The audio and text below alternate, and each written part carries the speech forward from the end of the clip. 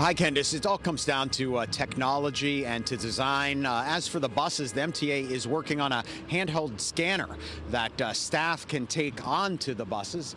As we see one head by right now, the Select bus here on 138th Street. The scanners can be used by staff members to go see if a rider is paid. You'll start seeing those on various buses scattered about once the MetroCard is phased out. Now, for the turnstiles, we've already seen some changes there, and maybe you've noticed that some station entries have been closed. That's also what's going on up here in the Bronx. They're working on a new turnstile model.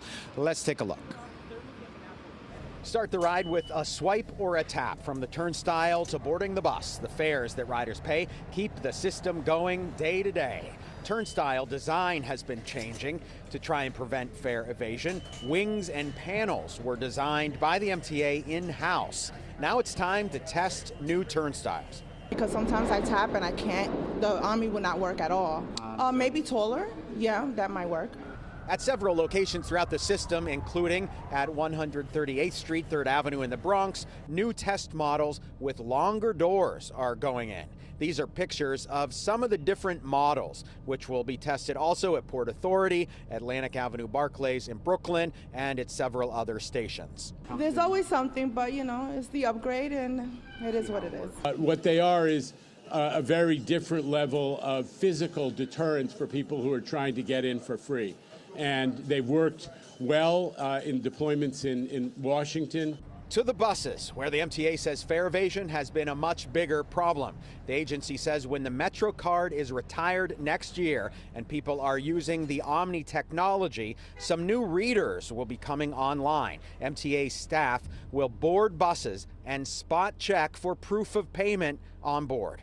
Other systems employ these fare checkers. They'll have handheld technology that allows them to check an Omni card, a credit card, however you paid, whether it was on your phone. We're not going to change the world overnight, but predictable enforcement with modern technology is where I think that New Yorkers want to see this head.